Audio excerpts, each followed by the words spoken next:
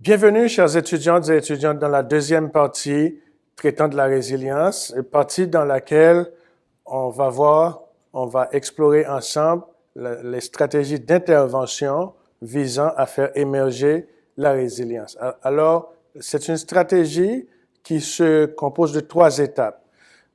Première étape, cerner les difficultés. Deuxième étape, identifier les forces.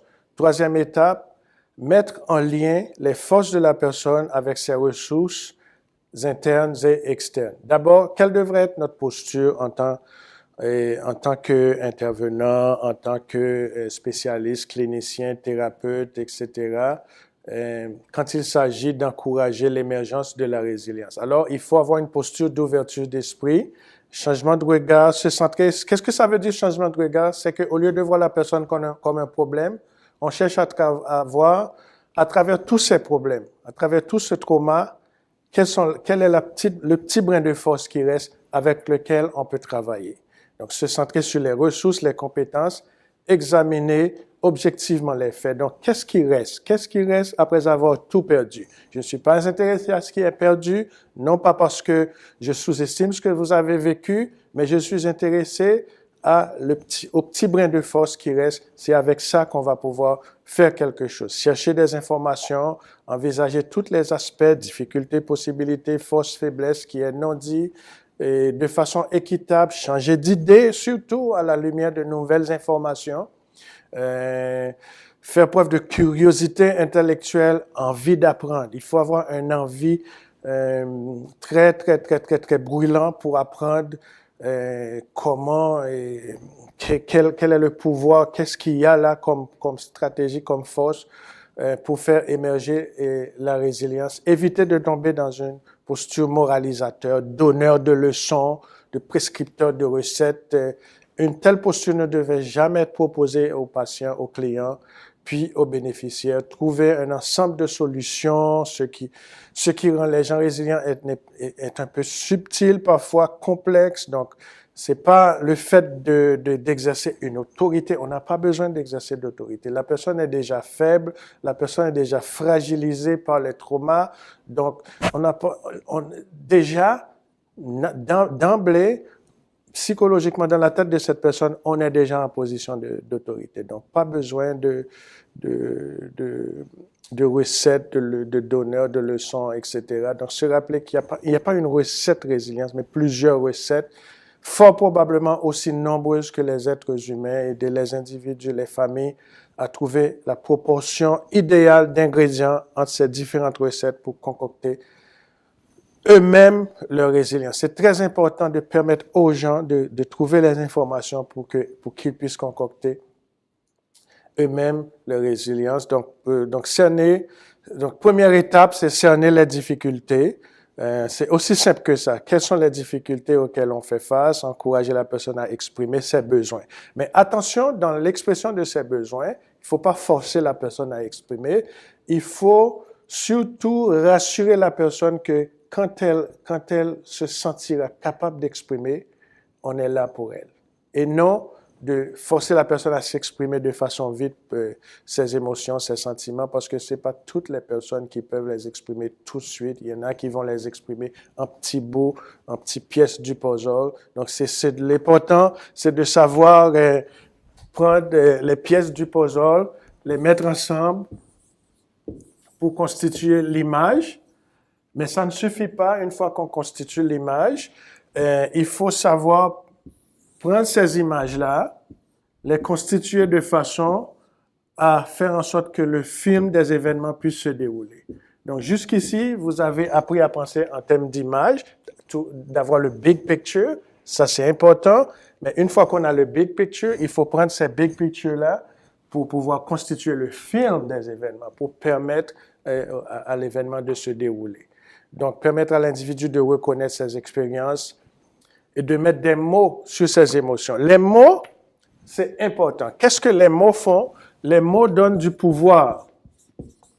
La capacité de mettre en mots ces émotions vous permet psychologiquement de prendre un recul. D'abord, pour mettre quelque chose en mots, il faut être capable de prendre un recul sur ça. Et puis, quand on arrive à mettre ça en mots, on prend psychologiquement un peu de pouvoir là-dessus. Donc, la mise en mots donne une prise d'autorité sur ce qu'on vit. Donc, on n'est plus immergé par les événements, mais on peut les contrôler mieux parce qu'on est capable de mettre des mots là-dessus. Deuxième étape, c'est identifier les forces.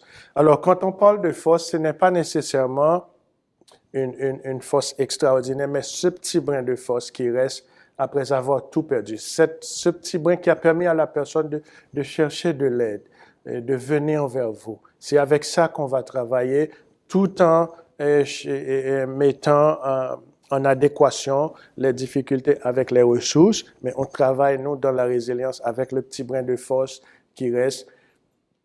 Découvrir, faire ressortir les atouts, les intérêts, les talents que l'individu possède et lui permettre de surmonter ces difficultés. Pour un enfant traumatisé, ça peut vouloir dire des talents artistiques, par exemple, l'impliquer dans de la musique, dans le sport, permettre à ces enfants-là de saisir le présent et de trouver leur place au sein de la société, au sein de leurs environnements, se concentrer sur les forces. Donc, ça permet aux clients de survivre et de s'adapter, aider la personne à découvrir, à faire ressortir les compétences, les talents, les intérêts, etc. Donc, c'est un peu ça. Troisième étape, maintenant, mais une fois qu'on identifie ces forces, il faut les mettre en lien avec des ressources. Il y a deux catégories de ressources. Les ressources internes, ce que la personne possède, est-ce que cette personne-là est capable, par exemple, est-ce que la personne possède un talent particulier? Est-ce qu'elle peut cuisiner? Est-ce que cette personne peut participer à un sport, à la musique? Est-ce que cette personne peut trouver sa place par exemple, dans un groupe de théâtre, etc. Donc c'est trouver. Maintenant, c'est mettre en lien les forces avec les ressources internes, la motivation de la personne, mais aussi les ressources externes de la personne, ce qui existe dans la communauté qui peut aider cette personne-là, des endroits, des agences, des organismes dans lesquels cette personne peuvent se rendre pour mettre en adéquation leurs forces, etc. Donc, considérer son réseau de relations sociales, c'est très, très important. La personne qui se présente devant vous est en situation de lien, qu'elle en soit consciente ou pas. L'intersubjectivité, c'est permanent, c'est irréversible, on est toujours en lien, donc c'est toujours considérer la personne comme réseau, comme un système client. Donc, identifier les ressources formelles de la communauté, informelles, les proches, par exemple, dans l'environnement de cette personne. Alors, c'est ça. Pour la partie de l'intervention, c'était un peu ça. Donc, principe qui sort de cette séance, c'est que la résilience repose principalement sur des relations solides, sur le lien. C'est un aspect extrêmement important. On est tous en lien, donc c'est sur ça que repose la résilience. Les liens peuvent être fragiles, mais il y a toujours des liens. C'est savoir les identifier, les reconnaître, etc. L'adversité, aussi bien que la résilience, peut être le fruit de l'individu, du milieu ou de la famille. C'est pas parce que la famille est normalement l'entourage immédiat de la personne qui fait que l'adversité ne peut pas venir de la famille. En fait, beaucoup d'adversités vont provenir du milieu familial, de l'environnement. Un abuseur, quelqu'un qui va subir l'inceste à répétition, dans la majorité des cas, c'est des proches. C'est dans le milieu même immédiat de cette personne-là que ça va arriver, contrairement à ce qu'on puisse penser que ça provient d'un étranger qui vient de loin. Donc, le droit de parole, le droit de silence, la personne a le droit de silence, le debriefing, le fameux debriefing qui consiste, comme je l'ai mentionné tantôt, à ce que la personne puisse vider son sac. C'est très important. Oui, c'est important que la personne puisse vider son sac, mais pas à n'importe quel prix. Seulement quand la personne se sent en confiance et sent qu'elle est capable, qu'elle a la force de le faire. Donc, c'est ça l'importance de la décompression.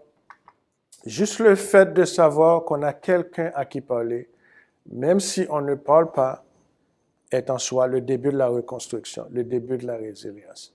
Donc, il faut être conscient aussi de la distance professionnelle par rapport à la proximité humaine, la proximité bienfaisante. Qu'est-ce que ça veut dire? Dans la résilience, on nous a toujours appris en psychothérapie, dans le milieu médical, dans notre pratique professionnelle comme clinicien, qu'il faut maintenir une distance professionnelle. C'est très, très bien. Aucun problème avec ça.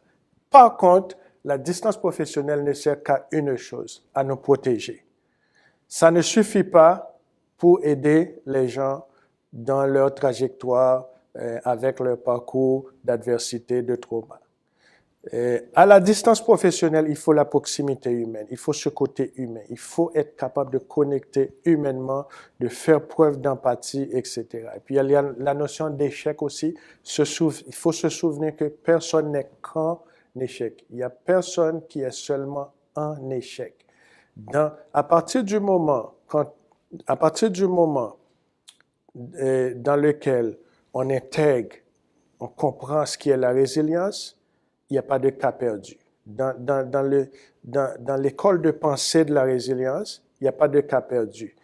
Personne n'est seulement en échec. Il y a toujours moyen de surmonter l'adversité. Tant qu'il y a de la vie, il y a de l'espoir. À quelque chose, malheur est bon, sans souhaiter le malheur à quiconque. Alors voilà, merci beaucoup. Je vous remercie pour votre attention. J'espère que cette série sur la résilience va vous aider beaucoup. Ça englobe beaucoup d'aspects dans les sciences humaines, tout ce qui a rapport avec l'humain. C'était un plaisir pour moi d'explorer, de mieux comprendre avec vous de façon scientifique, académique, ce merveilleux concept de la résilience. C'est professeur Robert Louis. Merci beaucoup.